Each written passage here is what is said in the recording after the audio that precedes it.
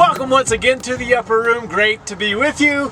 And again, we'll be in John chapter 2 this lesson and give you a little time to turn there. As you turn there, I want to remind some of you old geezers like myself about a guy by the name of Jim Nabors who played in the Andy Griffith Show. And Jim Nabors' character was called Gomer Pyle. Do you remember him? And then he had a spin-off called the Gomer Pyle Show, I think it was. He was in the Marine Corps, and he had these little words or sayings that he used. He was just kind of a down-home country boy, and everybody loved him. He'd say things like, golly, and Shazam! But my favorite, probably, of all the things that Gomer Pyle would say is, surprise, surprise, surprise! And we're going to use those three words today as we delve into John chapter 2, because when I first came to understand what was going on in the beginning of John chapter 2, that's what it was for me. It was surprise, surprise, surprise. And I wonder if it may be that way for you as well. Maybe it'll be more like, oh, holy. Either way, we're in this series we're calling The Expression, and the theme verse might be found there in John 1:18, where it says that Jesus explained God to us. Jesus, being called the Word from the beginning of the Gospel of John, is the expression of the Father. And so we can know the Father by knowing the Son, is what this is all about. I want to jump now to something I detest from golly, Jim Nabors, to something I detest. I detest celebration in sports. As you know, our family, from the time I grew up, was big time into sports. I detest celebration in sports that's not at the end of the game, in the middle of the game, and that's what we have now. I grew up in the era of Barry Sanders and Walter Payton in the NFL, who were so good at what they did, but when they crossed the goal line with that ball, they simply handed the ball to the referee and went about their business. So the expression that we used as coaches when we coached football was this: when you cross that goal line, when you make a touchdown, act as though you've been there before. See, today we have players in the NFL and college who you'd think they'd never scored a touchdown before by the way they celebrate. And it's not just guys who cross the goal line. It's now, at least in the NFL, anytime anybody does anything, it's a big celebration. They draw attention to themselves.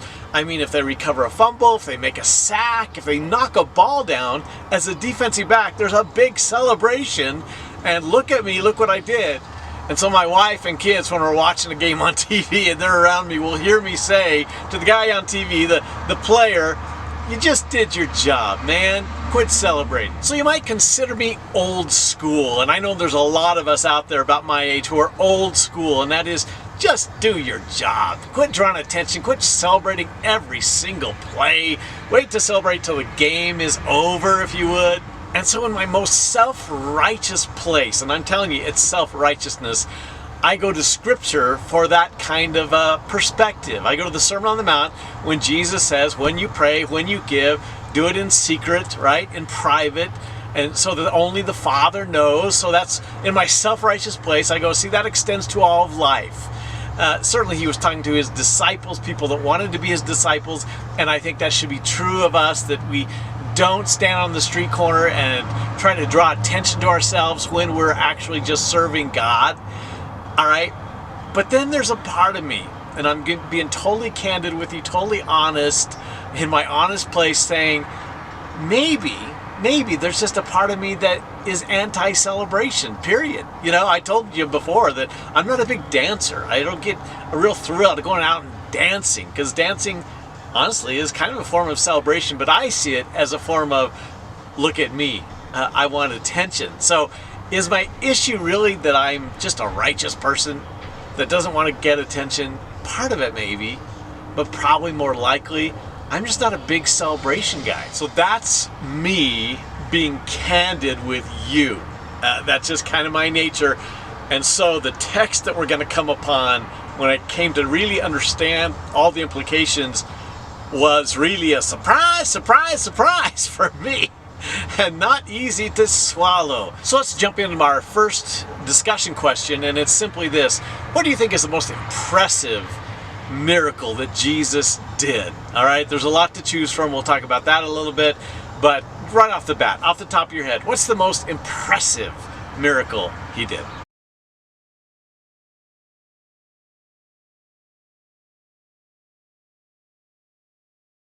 As I said, there's a lot to choose from, aren't there? There's Matthew chapter 15, verse 30. A vast crowd brought to him people who were lame, blind, crippled, those who couldn't speak, and many others. They laid them before Jesus, and he healed them all. The crowd was amazed.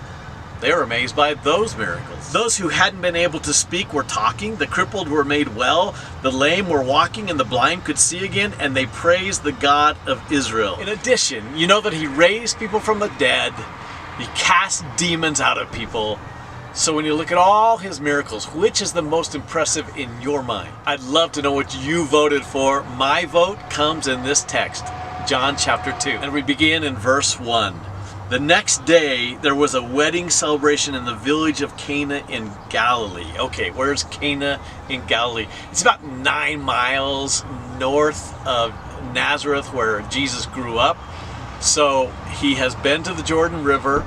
He has been baptized. He's been out into the wilderness, been tempted, and now he returns north, and he comes to Cana of Galilee. And there's So he comes to Cana of Galilee, and there's a very specific reason he's there in Cana of Galilee. And this is a very famous miracle he does, but I'll bet most people would not put it in his top 10. What we're about to find out is he's at a celebration called a wedding. And the wedding for the Jewish people was so different than it is for us. We spend lots of money on weddings, right? Do you realize the average amount of money spent on a wedding today is $29,000? Christy and I can tell you, we didn't spend $29,000. In fact, our reception was a potluck, and that'll come into play here in a little bit. Ours was a potluck. Now, in the times of the Jewish people, the wedding lasted an entire week. Can you imagine a party that lasts a week? So evidently Jesus was there for a week. And so for the Jewish people, a wedding was a big deal. We continue on in verse 1. Jesus' mother was there. It's going to be important, right? You know that. And Jesus and his disciples were also invited to the celebration. Verse 3, the wine supply ran out during the festivities. So Jesus' mother told him, they have no more wine. Okay, to you and to me, that may not be a big deal. Like I said, at our wedding, there was no wine. It was a potluck. So nobody could be upset if the potluck ran out because it's y'all's fault. You didn't bring enough food. But not the case here. This is a big deal. This is a big problem. It's not only just an embarrassing faux pas of the host family, but believe it or not, and this may come as a shock to you, they actually could be sued. There could be a lawsuit brought against the host family for running out of wine. I know that's hard to believe. Nobody was going to sue us for running out at the potluck, I can tell you. You may realize that wine is a big deal in the Middle East, especially back then without refrigeration. It was the staple drink. It was also the drink of celebration. And so this is the enormous problem.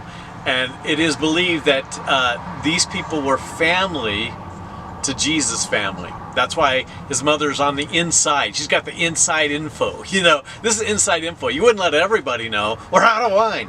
So she comes to him secretly and says, the wine has run out. And again, they're there probably when the invitations came out. I'm sure Mary looked at Jesus and said, we're going to this wedding. And you know, if she was saying that to me, I'd be going, maybe not, because it sounds like a party to me. But Jesus was all in, obviously. They run out of wine. Now, all of Jesus' miracles met specific needs, real needs, and this does as well. Because again, this is an embarrassment to the family to have this happen.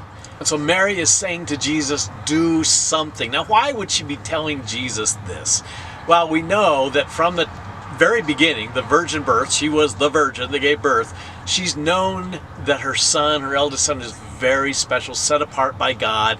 The shepherds, the angels coming and pronouncing that over his birth. all of that. Did he do miracles as a little boy? I kind of doubt it. I think he had a typical childhood. And I know that most mothers think their son is perfect, and they're wrong. But this mother could be right in saying, I have the perfect son, and he will have the perfect answer for this dilemma. Jesus' response to her is really fascinating, though. You might remember this. Verse 4, "Dear woman, that is not our problem." Now that phrase, dear woman, is a polite phrase, but it's not an intimate phrase. It's as though something has changed in the relationship. And maybe this was the moment. Maybe that's why one of the reasons it was recorded is at this moment, he is expecting his mom to go from being a mom, which is like impossible for a mom. She'll always be a mom. Go from being a mom to, I'm your Messiah. That's more important. It's more important that I'm your Messiah than that I'm your son. And he says, what's this have to do with us? I know we're probably family, but you're asking me for something that will make everything public now. And he will go on in verse 4 to say, my time has not yet come. He is speaking of his death, burial, and resurrection. And that moment has not yet come. It's still a few years down the road. And so he doesn't want to do anything public at this moment. Now you know what he's going to do. And what he's going to do may seem public, but it really wasn't public. He did something here that the headmaster knows about, his disciples kind of know about, but really, until the book of John is written, not really anybody else knew about it. Mary knew, of course, but this is not a public thing that he's going to do. He will do public healings, he'll do public raising of the dead, but this is not it. So this represents a major shift in the family relationships. You may remember that in Matthew chapter 12, Jesus is teaching in a home, and some people come in the door and say, hey, Jesus, your mom and brothers are outside. Remember what he says? Who is my mother and my brothers? As though that relationship is now changed. He says, the one who does the will of my Father are my mother and brothers. Jesus is now instituting a spiritual family that the world has never seen before. And we now live with the benefits of that spiritual family that he begins right here in this moment. A big, big moment. Let's go on to verse 5. But his mother told the servants, do whatever he tells you. Is she not a typical mom? I know that many in this world pray to her. She is not to be prayed to. She's a mom. Probably a good mom, but she's a typical mom, right? I know what you just told me, Jesus, but I'm going to turn to everybody else and say, he's going to do something. Does that sound like a mom? Verse 5 says that. Verse 6 says, standing nearby were 6 stone water jars used for Jewish ceremonial washing. Each could hold 20 to 30 gallons. So quick math tells you there's about 150 gallons worth of water that they're going to be asked to put in these stone jars. Verse 7 says that Jesus turned to the servants and said, fill the jars with water. When they had been filled, he said, now dip some out and take it to the master of ceremonies. Okay, this is the wedding coordinator. This is the person in charge of everything who is panicked. And Mary, because she's on the inside, got wind of this problem. And then verse 9 says this. When the master of ceremonies tasted the water that was now wine, not knowing where it had come from, although of course the servants knew, he called the bridegroom over. A host always serves the best wine first, he said. Then when everyone has had a lot to drink, what does that mean? When they're drunk, that's literally what it means. When they are not in their full senses, then they bring out the other wine, but you have kept the best wine till now. And then verse 11 finishes this way. This miraculous sign at Cana in Galilee was the first time Jesus revealed his glory, the first miracle. And his disciples believed in him. And so there's so many fun things in this first miracle. This is why it gets my vote. I'm going to tell you why it gets my vote for my favorite miracle that he does. Not the least of the angles on this is that the head of ceremonies says, you have saved the best for last. We could talk about that forever, but I'm going to have you probably talk about that in your wrap-up time after our lesson.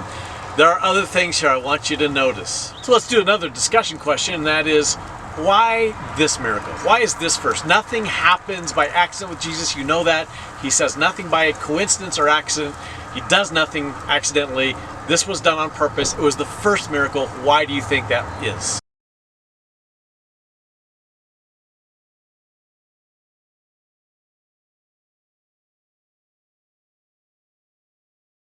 Well, first of all, it is significant, okay? The first must be significant, so we can't just gloss over it.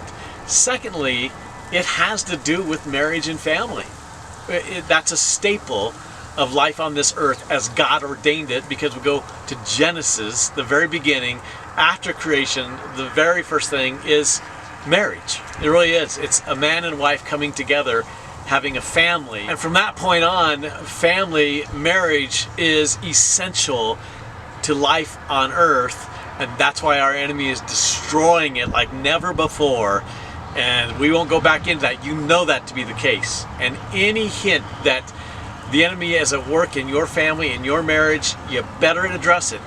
Because there's no coincidence there. There's no accident that he will go after the family first, because that's what God created first. The first miracle has to do with marriage and family. He's there with family. It's about a wedding ceremony, a covenant wedding ceremony.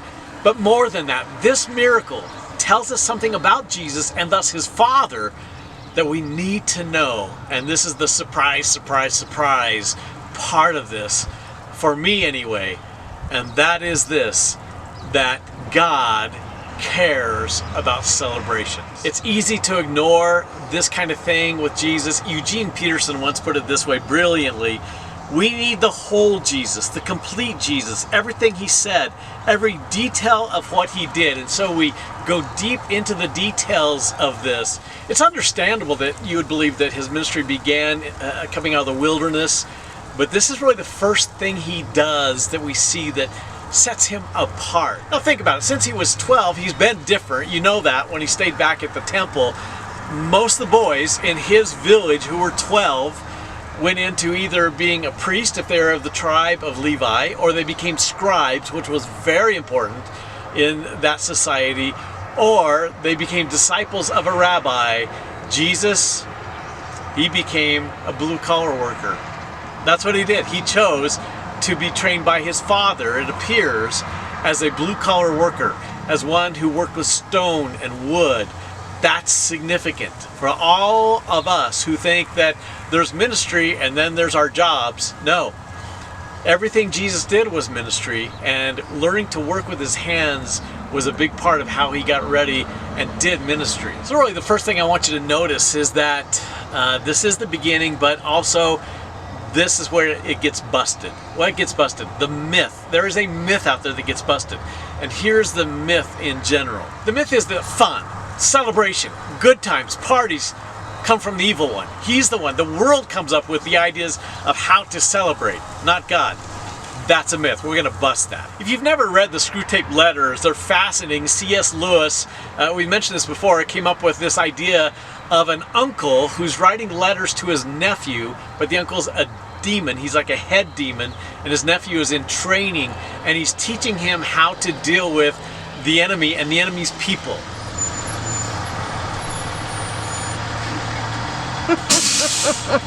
Screwtape writes this to Wormwood, his nephew: I know we have won many a soul through pleasure.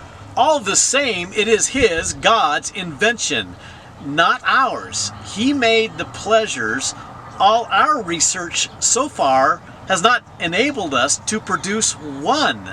All we can do is to encourage the humans to take the pleasures which our enemy has produced at times or ways or in degrees which he has forbidden. Is that a great line? We can't invent fun. We can't invent celebration. All we can do is get them to twist what God has already given them. Back in the 70s, at least starting in the 70s, a researcher by the name of Janice England, she went to Lancaster County, which is Amish country in Pennsylvania, and she studied them in regard to depression, and I'll bet you know what she found out. And of course she found out that they don't deal with depression nearly as much as the rest of us do on that scale. They don't get depressed. It's interesting to me that of all the things we do to entertain ourselves with technology, it's those who have nothing to do with technology really that don't suffer from depression.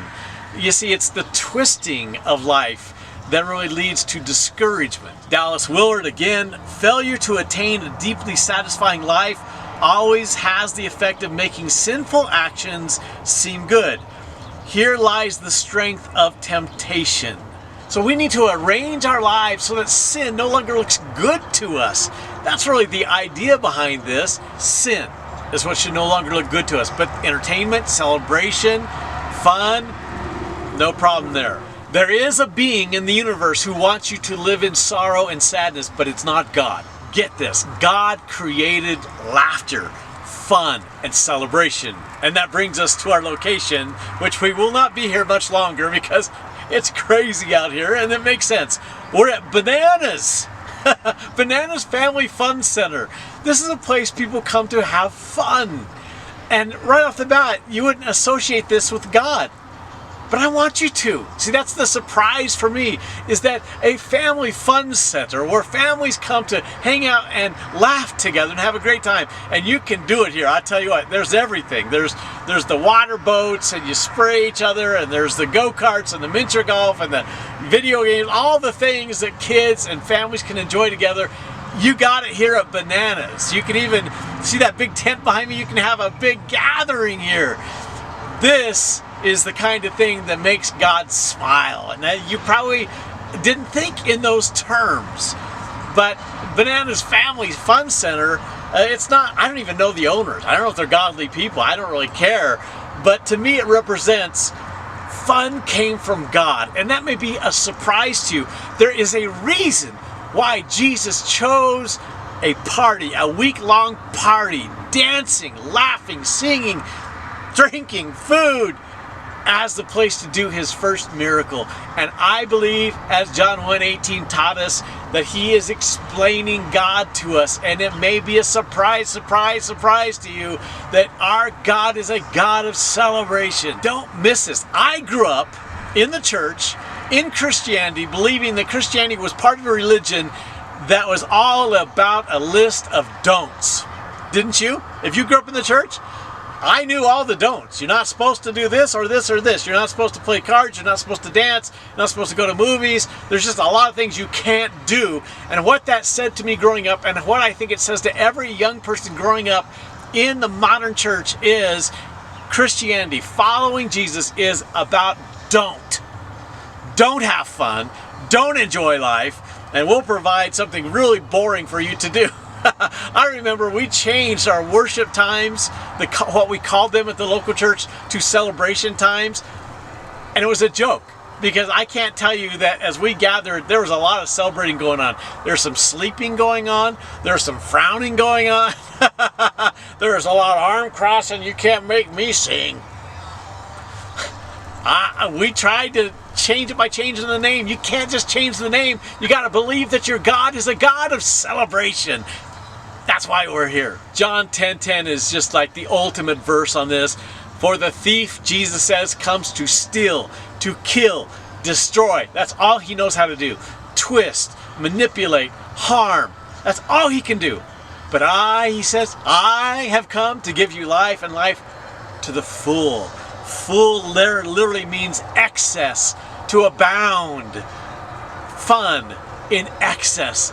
That's why I'm here, okay? And we know that life is not just about fun. I'm not trying to convince you of that.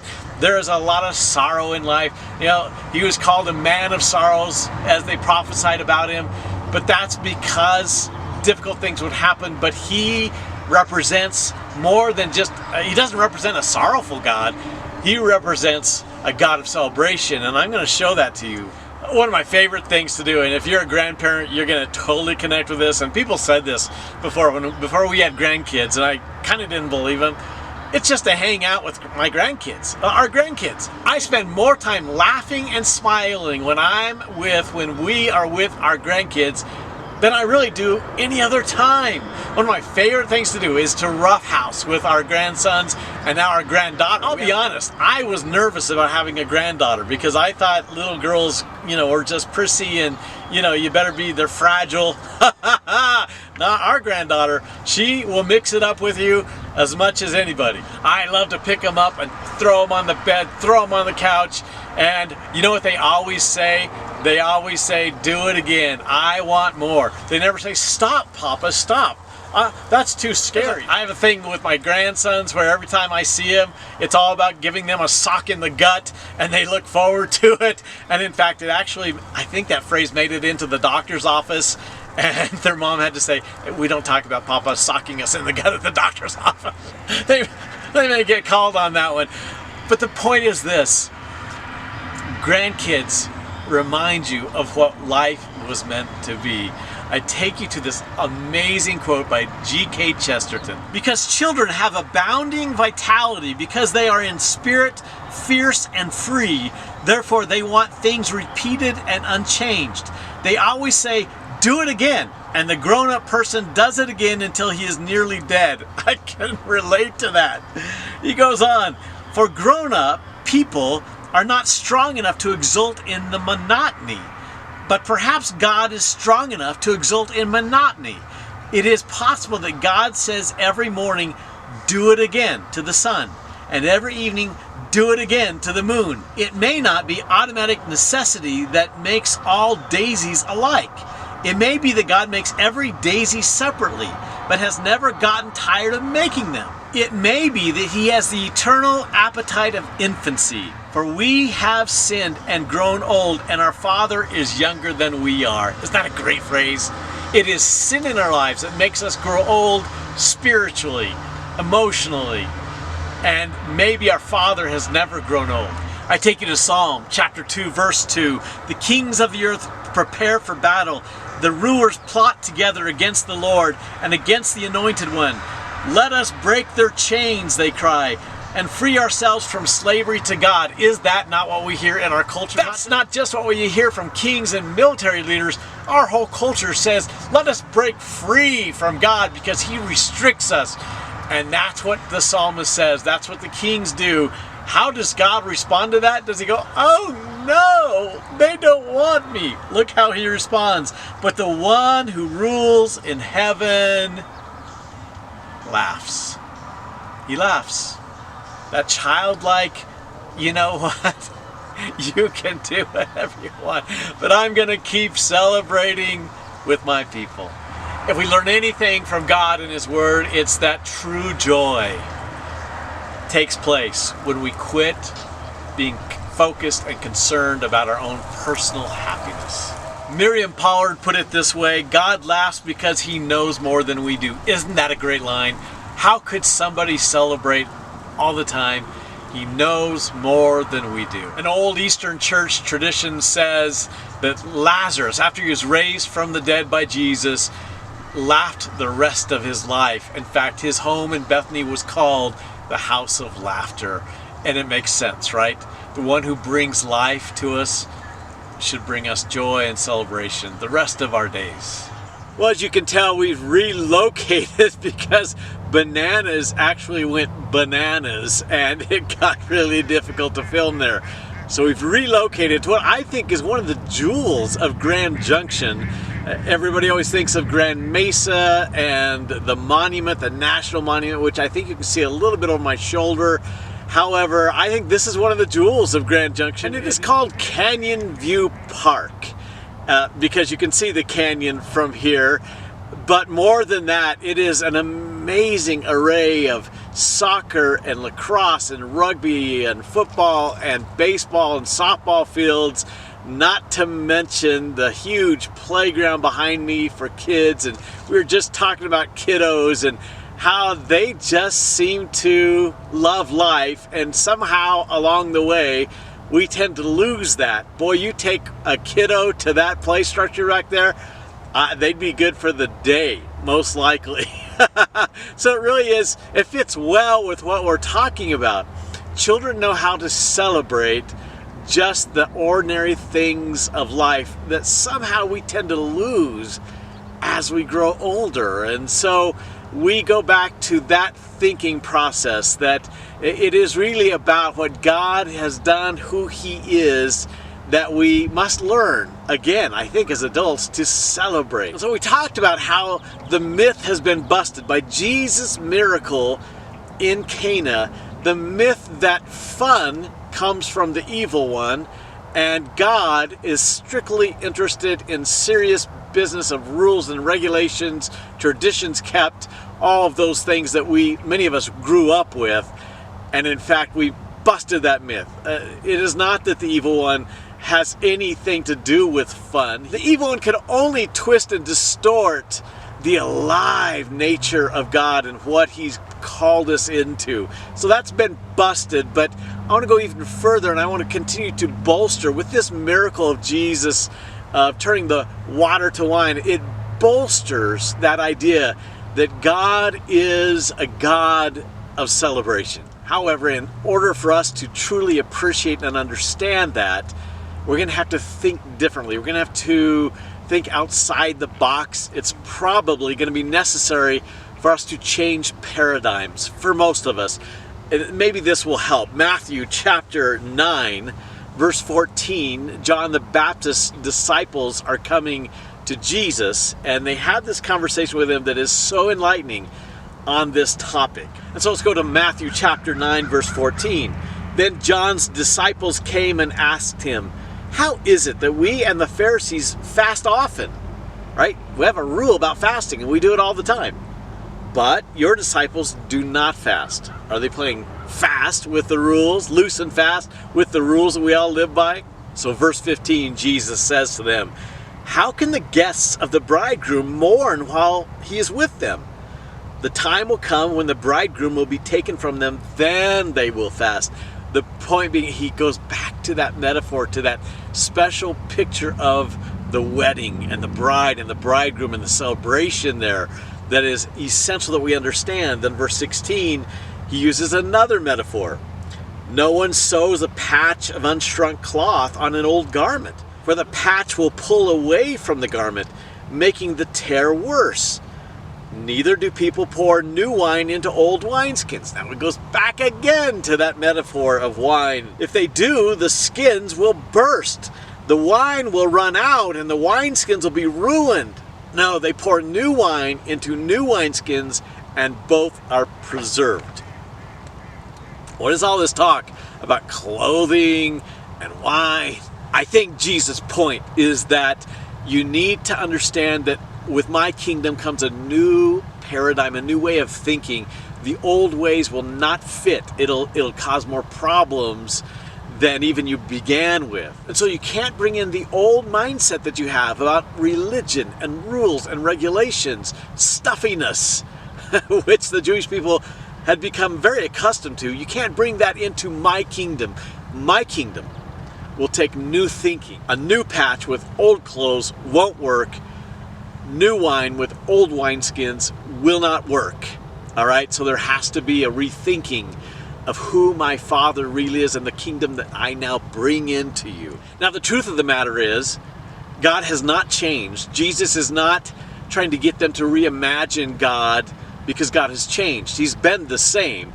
To prove that, I have done this before, but let's go back to Deuteronomy chapter 14, verse 22. And the law is being laid down, and here's what we read in verse 22. "You must set aside a tithe of your crops, 1/10 of all the crops you harvest each year." And you may be thinking, oh, here we go, back to the tithe. And we got to give so much, what a drudgery. Now watch this, verse 23. "Bring this tithe to the designated place of worship, the place the Lord your God chooses for his name to be honored, and eat it there in his presence. This applies to your tithe of grain, new wine, olive oil, and the firstborn males of your flocks and herds. Doing this will teach you always to fear the Lord your God." Wow, think about that. Fearing the Lord my God is about enjoying what he's given us as we give him the first part and then enjoy it even ourselves. What if we can't take all those things to Jerusalem? Like in Jesus' case, I'm from Nazareth. How do I get all those 10th of everything to Jerusalem? He answers that, verse 24. "Now when the Lord your God blesses you with a good harvest, the place of worship he chooses for his name to be honored might be too far for you to bring the tithe. If so, you may sell the portion of your crops and herds, put the money in a pouch, in your wallet or whatever, and go to the place the Lord your God has chosen. When you arrive, you may use the money to buy any kind of food you want: cattle, sheep, goats, wine, other alcoholic drink. Then feast there in the presence of the Lord your God and celebrate with your household. Really? The tithe isn't just there to make me suffer.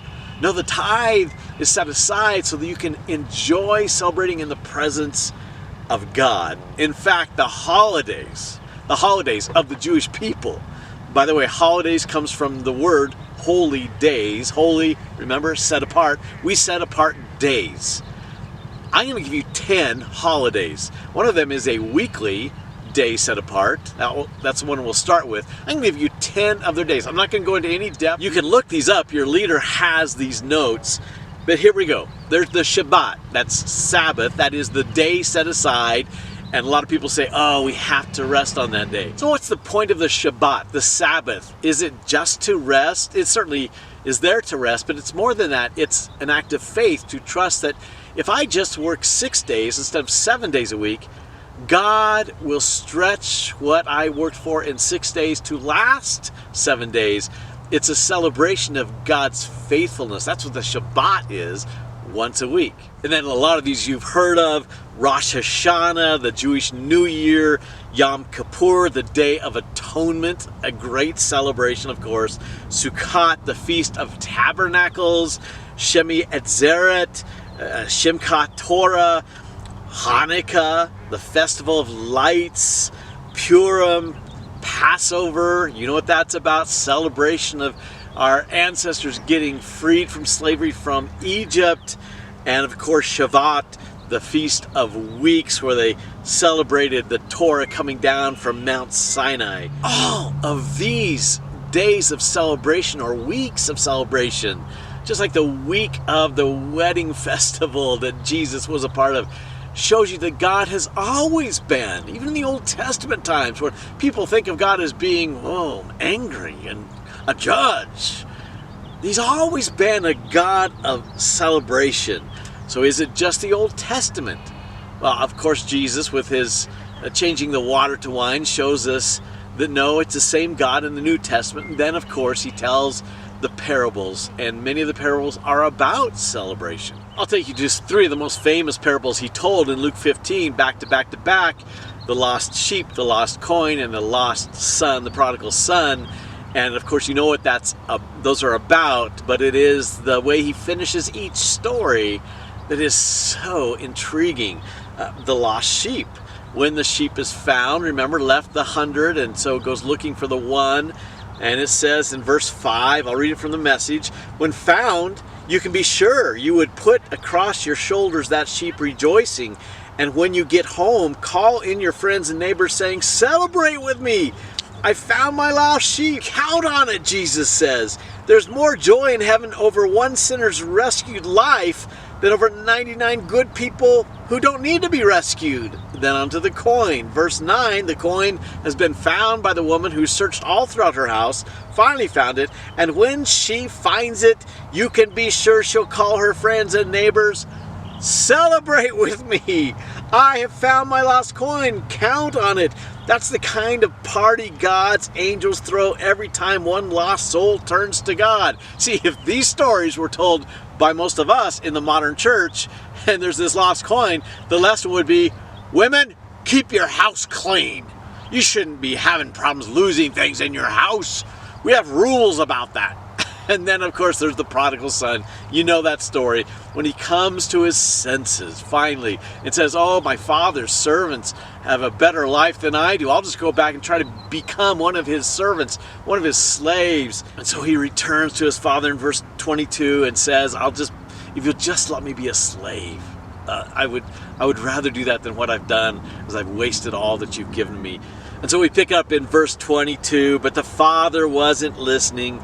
He was calling to the servants, quick, bring a clean set of clothes and dress him. Put the family ring on his finger. He's family. It doesn't matter what he's done. He's family to me. Put sandals on his feet. Then get a prize-winning heifer and roast it. We're going to have a feast. We're going to have a wonderful time. My son is here, given up for dead, and now alive, given up for lost, and now found. And they began to have a wonderful time. That is a huge part of these stories, isn't it? It is just repeated time after time after time for Jesus. And the celebration of this son now spills over into the older son, the religious one, that has always been the good one. We pick it up in verse 31 when the older son is complaining about there being a celebration. How many modern Christians complain about celebrations? His father said to him, "Son, you don't understand. You're with me all the time, and everything that is mine is yours. I have not divorced myself from you. But this is a wonderful time, and we had to celebrate." Not we're going to, because we probably should. We have to. We have no other option than to celebrate. This brother of yours was dead. He's alive. He's lost. And now he's found. And of course, when Jesus describes anyone who finds his kingdom, he describes it in Matthew 13 as a man who stumbles upon a treasure, and he feels so fortunate that in his joy, he's thrilled, he's excited to go sell everything he has. Nothing else compares to this treasure called the kingdom of heaven, and he's so excited to buy that field, and now he has the kingdom of heaven. You see this theme in the Old Testament, in the New Testament with Jesus, and then, of course, as time wraps up, this earth wears down. We go to what John saw in a vision in Revelation 19, what awaits us. Verse 6, "Then I heard again what sounded like the shout of a vast crowd." Have you been in an auditorium? Have you been in a stadium where everyone roars? That's what he's describing. Or the roar of a mighty ocean with its waves and the crash of loud thunder. This is going to be loud. And what is loud? Listen to it. "Praise the Lord, for the Lord our God, the Almighty, reigns. Let us be glad and rejoice, and let us give honor to him. For the time has come for the wedding feast of the Lamb." The time is here for celebration. It was beginning in the Old Testament, continued with Jesus in the New, and it is what we look forward to, the great celebration. Our God is a God of celebration. Verse 9, the angel said to John, "Write this down. Blessed are those who are invited to the wedding feast of the Lamb." How fortunate are you? How fortunate am I that we get to be a part of a celebration with Jesus as our host, Jesus as the centerpiece, and there's nothing, absolutely nothing Satan can do to stop it. Nor can he twist it or distort it like he's done with what we expect to be celebration in this life. We are so fortunate. I love the way John Ortberg puts it in his book, The Life You've Always Wanted. "I suspect," he says, "that most of us seriously underestimate God's capacity for joy. Joy is at the heart of God himself. God is the happiest being in the universe." Let me say that again. God is the happiest being in the universe. Have you ever described God that way? I believe by the miracle Jesus is doing in Cana, that's what he's saying. My Father is happy for me to keep this thing going. He would have it no other way. Ortberg goes on, God's intent was that his creation would mirror his joy. We are to reflect God's fierce joy in life. Are you reflecting God's fierce joy? Fierce, intense celebration about life, because that's what he's brought us. Of course, again in John 15 in the upper room, Jesus tells his disciples before he goes to the cross, "I have told you these things so that you will be filled with my joy." This starts with me. And yes, your joy will overflow. That old quote from C.S. Lewis that you've heard me use before, joy is the serious business of heaven. That's what I believe this miracle is about. That's why it stands out to me. That's why it's special to me. Of course, every miracle was amazing. Walking on the water, raising the dead, healing people. But man, for him to show us a part of the Father that we have become unacquainted with, we have lost all reality in regards to the Father and how much he loves to celebrate us, loves us to celebrate the life he's given us. Many years ago, I heard a story from Tony Campolo, actually. Tony Campolo is a sociologist, preacher from Philadelphia. I don't always agree with all his social issues, point of view, but I think this story really explains well the heart of the Father. So he talked about how he was going to have a speaking engagement in Honolulu, Hawaii.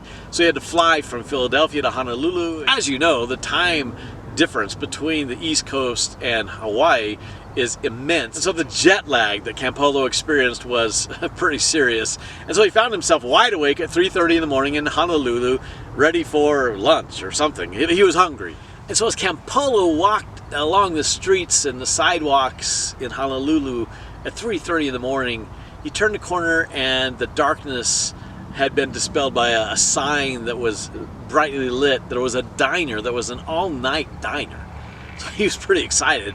He went in and found out that sure enough, there's no one in there, but they would fix him something. He actually asked the guy, the heavyset guy behind the counter, do you have just a donut and some coffee? And the guy says, sure, and he brings out, and Campolo, when he tells the story, talks about most likely that donut had fallen on the floor in the back, but I was hungry, so it didn't matter.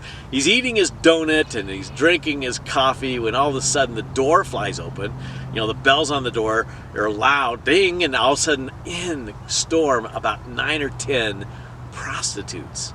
And they're laughing and they're enjoying being together, and they sit down at the counter with him.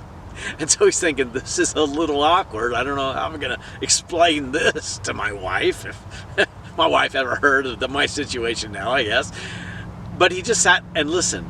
And then one girl next to him, one gal who seemed to be in her early 30s, just kind of to herself said, tomorrow's my birthday. And he didn't know if she was talking to him. But then the girl next to her said, so what? What do you want me to do? Throw you a party? Bake you a cake? I'm not going to do that. And she goes, no, you don't have to do that. I just thought I'd mention it. Well, as time went on, they all left. And Campolo looked at the guy behind the counter and he said, do you know the name of the girl that was sitting next to me? He goes, yeah, that's Agnes, She's a regular with all of them. He says, tomorrow's her birthday. And I think we ought to throw her a birthday party. And the guy kind of looked at him like, why would we do that? He says, I'll tell you what. Campolo says, I'll get the balloons, I'll get a cake, I'll get everything we need if we can just do it here. Same time, right? They come in every night at this time. And he says, yeah, they do. He says, but you're not going to get a cake. I'm going to bake a cake for her. And he calls out, probably to his wife in the kitchen, honey, we're going to bake a cake for Agnes for tomorrow. And so they're excited. So fast forward to the next night, 3:30 in the morning. They come in again like always, and this time, Campolo takes the lead. He turns around and he starts singing happy birthday, and they all join in and sing happy birthday to Agnes. And there before her is placed that cake with candles lit, and she begins to cry. Tears come down her cheeks, and they're all saying, happy birthday, cut the cake, share the cake. And she says, no. She goes, do you mind if I just look at it and maybe take it to my mom to show her what you've done for me? And they said, sure, I guess so. So she walked out of that all-night diner with the cake in her hands, and it was just quiet. Everybody was kind of stunned. And so Campolo says, so I said, let's pray. He said, I didn't know what else to do. So we prayed, and I prayed for Agnes and her salvation. I prayed for everybody there, and when I said amen, it was kind of quiet. So the guy looks at him, and his name is Harry, actually. What a great name for the guy behind the counter. And he says, hey, I didn't know you were a preacher. What kind of church do you belong to? And in a moment of brilliance that seldom comes to any of us, Campolo said the perfect thing to this guy. I belong to a church that throws birthday parties for prostitutes at 3:30 in the morning. And Harry said, no way. There's no church like that. If there was, I'd join it. You get the point? Our view of God is such that God would never approve of such a thing. But God not only approves of that, He approves of us understanding He's a God of celebration, and that should permeate our lives. We were talking to our son, who is a teacher in Olathe. Last weekend, he was talking about having a middle schooler come up to him one day during the week. And the middle schooler looked at him and he said, Mr. Shaw, he said, what's the date today? And Ty said, well, here's the date. And the young man said, then it's my birthday today. Ty said, you didn't know it was your birthday until I told you the date? He said, no. He said, your family isn't celebrating your birthday today? They didn't talk about it this morning before you left? No. I just know that this is the date of my birthday. Can you imagine? But that's the heart of the Father. The Father breaks when we think that life isn't about celebrating Him and the life He's given us. I believe that's what this incredible miracle is about. And I believe that's why it's first. The first miracle. Before we even get going on the kingdom of heaven kind of living, Jesus says, know that the heart of my Father is that He loves you deeply and dearly. You're the apple of His eye. And He celebrates you every single day, not just on your birthday. Oh, if we could all learn that that's the heart of our Father. And that is to be our heart. To love the life He has given us. To see it the way He sees it. The long-term life of living for Him forever. I'm so glad you have joined us. I love this miracle. I love talking about it. I love this setting. When I look behind me, there's going to be children all playing, crawling all over that playground later today, I guarantee you, having the time of their life. Sometimes I wonder if I should say to my Father, give me just one more sock in the gut. Let's do it again. Let's do it again. Love doing life with you. Thanks for joining us.